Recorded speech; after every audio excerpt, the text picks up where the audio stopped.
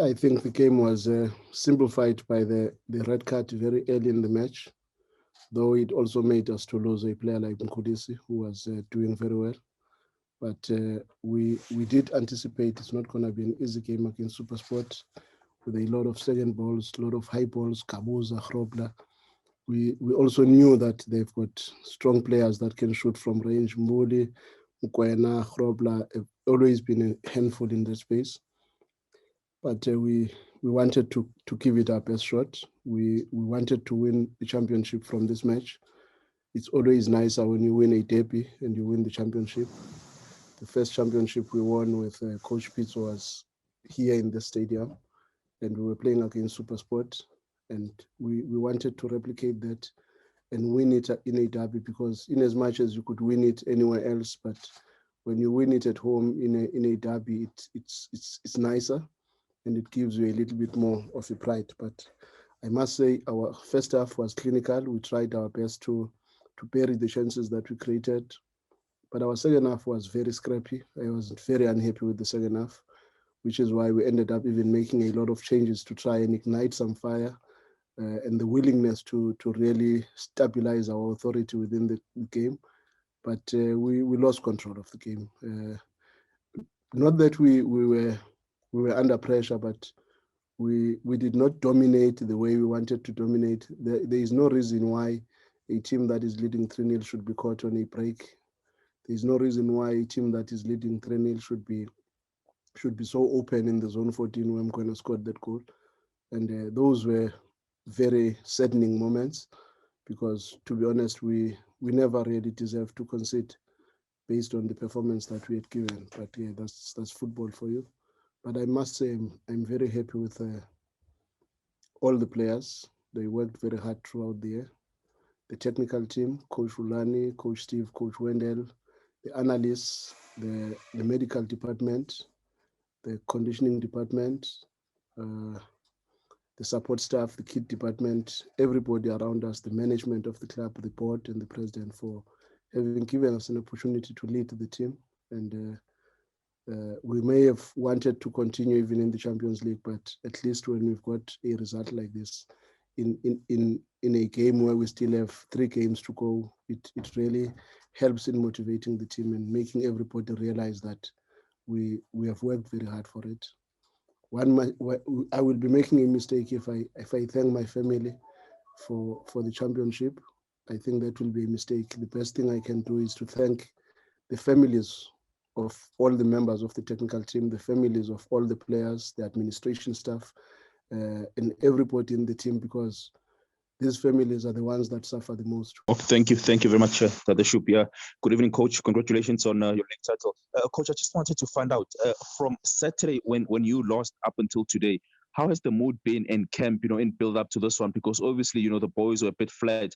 What was the mood coming into this one and possibly knowing that they might be winning the league? And secondly, Coach, you've got a lot of talented players who have not been able to play.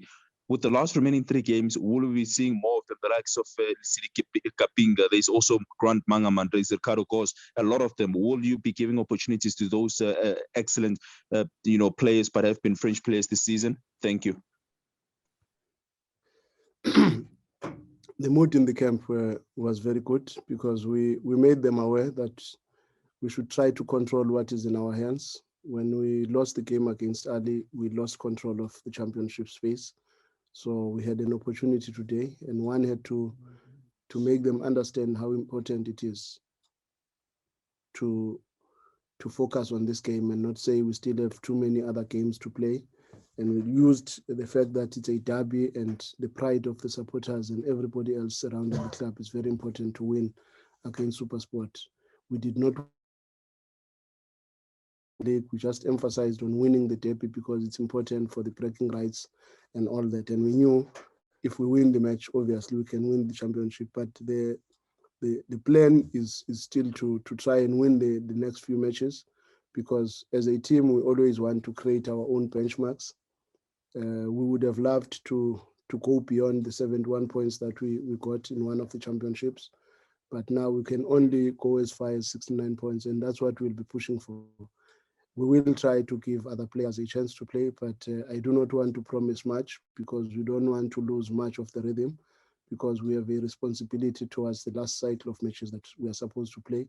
And that is what every match that we play to win, and we don't risk possibilities of losing matches. We've got a very big responsibility towards making sure that we set our own records, we set our own standards as a team. And so far, there is a lot positive. One, the fact that we, up until this point, we've dominated 99% of the matches. We've only had poor possession against Cape Town City, but we still won that match 3-0. But all the other matches we have dominated, and that is one of the things that we always want to achieve. The personality of our team is very important in terms of dominating the pitch, in terms of dominating the ball. It's very important that we keep to that. The number of passes per game, the number of successful passes, box entries, shots at goals. Those are the statistics that help us to always check where are we going the right way or the wrong way. So in as much as we will give other players an opportunity to play, but truth be told, we will also still want to win the matches. Congratulations, coach, on winning the league title tonight. I know that you had ambitions of setting or beating your record in terms of the points. If you were to reflect on the season and how things have been for you, how do you look back on how you've achieved this fourth league title in a row? The biggest thing with the team that we had to restructure our play in many ways. We had a foundation from the previous seasons. There were new players, a new intake that had to come in, and we had to try to find the balance and a system that would work for them.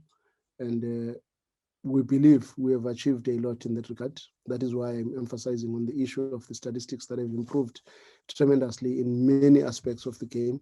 And we wanted to also improve the number of draws that we got. I think we were too much by our standards, but the number of goals we conceded this season up until now is still looking very good, and we would not have wanted to even concede the goal we conceded today.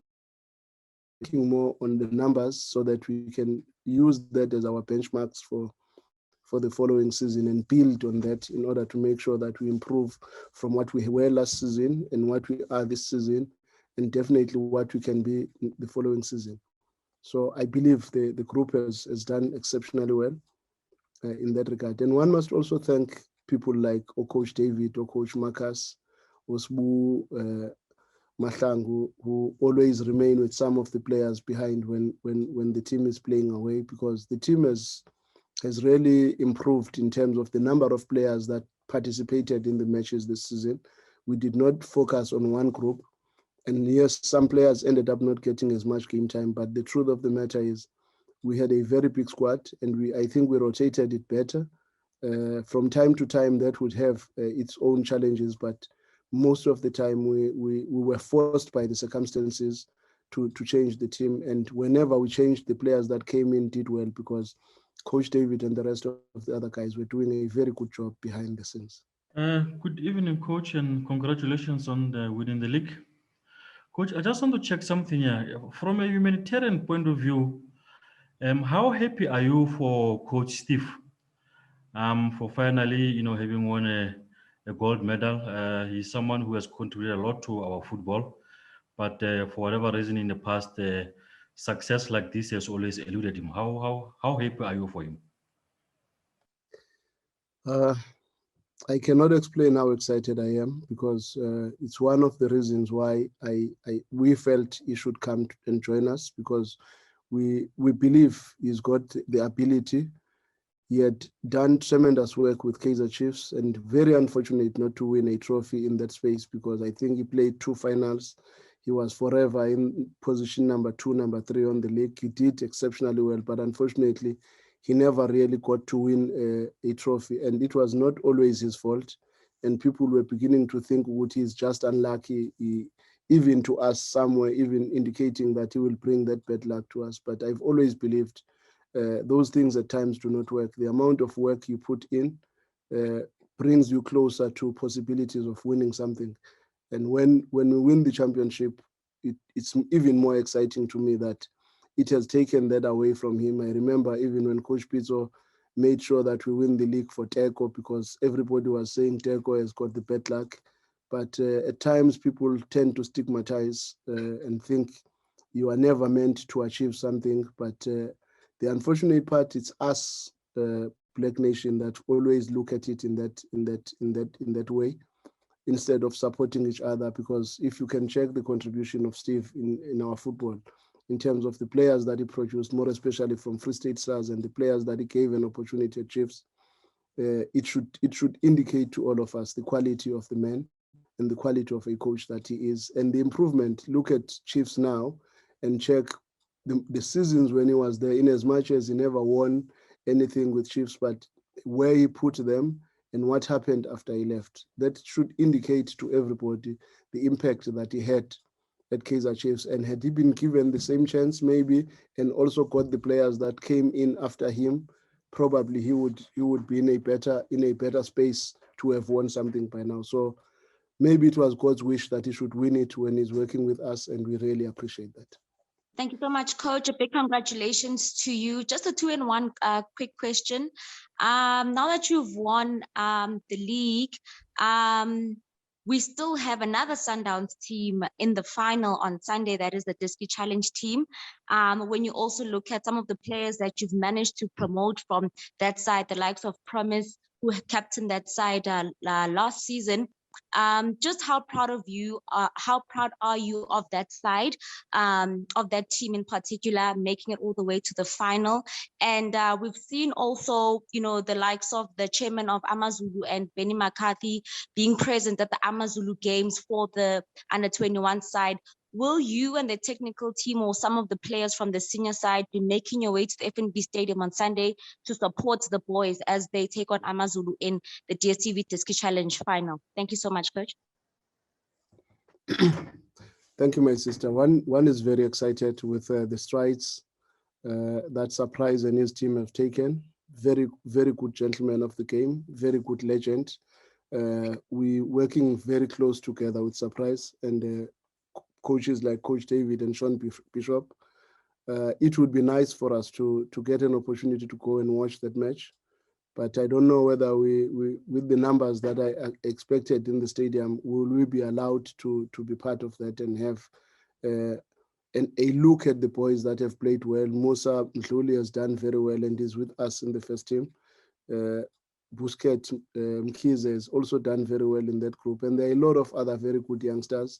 And one must really commend the work that Surprise has done in that team in terms of the quality of football they're playing, in terms of the quality of younger players that are playing in that group, because the age group of that group has gone very low. I think maybe they are averaging around 19 years old as it is now. And for me, that is very encouraging when you look at what they have achieved thus far. And we are looking forward to us seeing them winning it for Sundowns.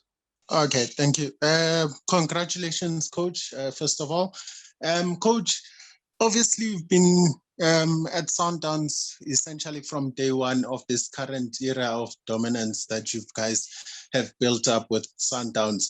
Can you just maybe give the fans a glimpse of how much hard work goes in to just winning one league title? Because right now, we are talking about the Mamelodi Sundowns that has won the last 4 league titles. So we, maybe just from your own point of view, how much work is being done behind the scenes for most of the fans that don't get to see what you're seeing on a daily basis to get this Sundowns to be at the top of the league and winning league titles year in, year out? Thank you, Coach. Maybe before I go to the work that is done by the coaches and everybody else, one must acknowledge the investment that is put by the president of the club and the board of Sundowns towards the team, because at times we get all the credit, but the truth of the matter is the amount of money that is pumped in to make sure that at the end of the day, Sundowns becomes a dominant force is visible to all and sundry. So before you even go to, because at times we become renowned coaches because we're working for teams that are really putting good investments in making sure that their teams are always dominant and successful. And I first want to thank the president and the board for that, because without that assistance, maybe Sundowns would not be as dominant as it is now. And I also appreciated it when Pep also said the same thing.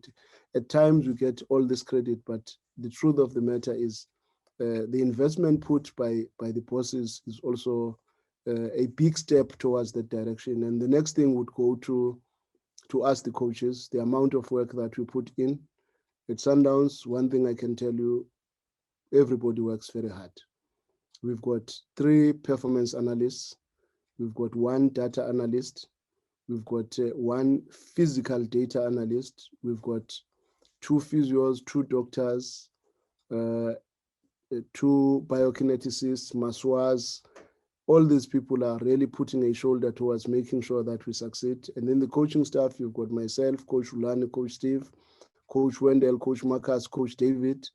Those people put in hours in making sure that we don't rely on the information that comes from the analysts.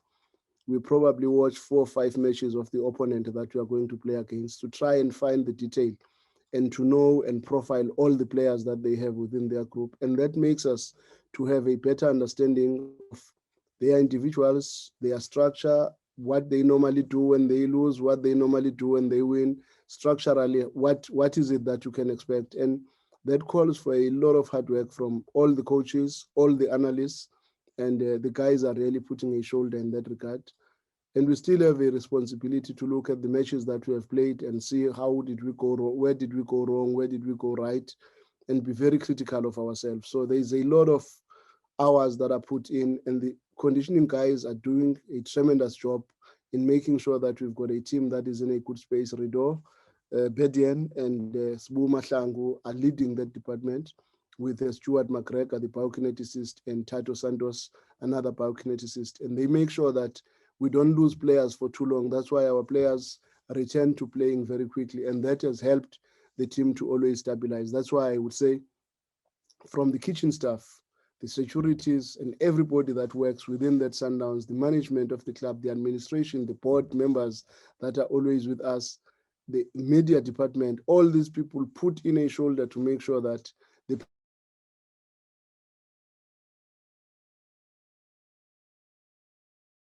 and probably result in us winning the Champions League. But we had a hiccup, and we are going again, and we have guaranteed ourselves that possibility by winning the league, that we are going back to the Champions League to fight for our space. And sooner than later, we should be in a position to dominate the space of the continent.